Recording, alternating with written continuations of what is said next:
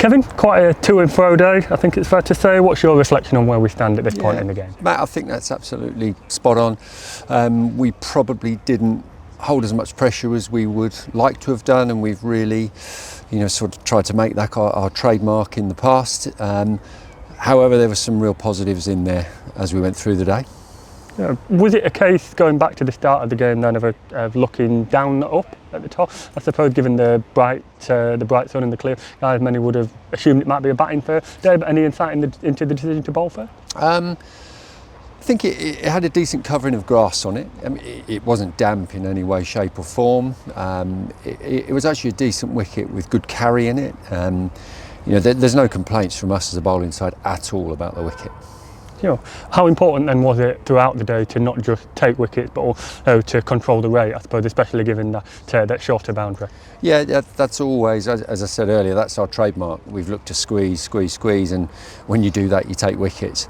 We did take wickets, we probably didn't quite squeeze and apply that pressure as regularly as we normally would have done. Yeah, but obviously Josh Tong taking a 5, well, he's always a bit of a sprinkling of stardust when he comes back in, but he showed his worth out there again.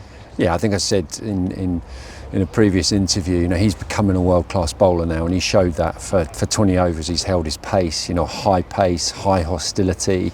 He gives everything for the team. Josh doesn't come here to get himself fit to play for England. He comes here to play with us and help us to win games of cricket, and it's fantastic to watch. Yeah, and also 2 for Brett Hutton as well. He's someone who always, I feel, gets his head down and does his job and does it well. Yeah, and remember, Brett's had a slightly truncated beginning to the season. He wasn't able to go on pre-season tour, and you need those tours as well to build your overs up. He came back earlier from his calf injury than we thought he would have been able to, and that's testament to him, and his determination to get back. So, he's still finding his match fitness, and whenever he comes in, he never ever lets us down.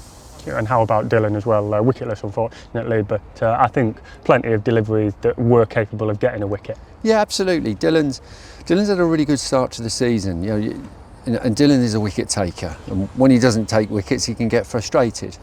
But I look at Dylan bowl, and there are times there when you think he could have had 2 or 3 in a spell. He's a quality bowler who will get wickets if he keeps bowling like he is. Absolutely, and I suppose looking at the team as a whole, then the partnership felt quite important. I know you've already alluded to building the pressure, and that's our trademark, but how do you feel the team went about working together out there? Yeah, they worked together really well, and I think a really good example of that also is how Lyndon bowled.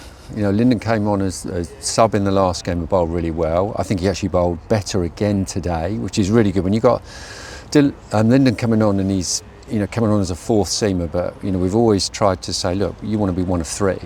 He showed today that he's right up there with all the other guys.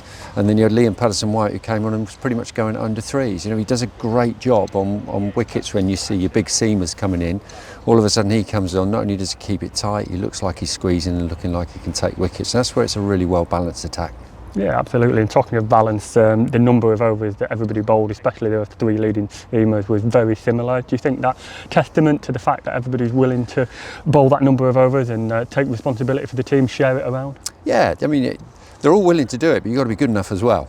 So, if they're all bowling a similar amount of overs, it means that they're all giving Haas the quality that he needs. So, yeah, it's what we expect, but it's always nice to see. Yeah, and how about from a mental focus point of view as well? Obviously, there was innings of individual brilliance from Ed Barnard, but also some partnerships that we had to deal with. Were you impressed with that side of things? Yeah, they were very good. I mean, Ed's always been an excellent cricketer. He's become a fantastic cricketer, hasn't he, since he's gone to Warwickshire, and they had some partnerships, and that's what happens again. This was a proper game of 4-day cricket today, and we've been lucky in the past sort of year where we've been able to blow sides away. We weren't able to do that today, and we know that we've got to fight for the rest of the game.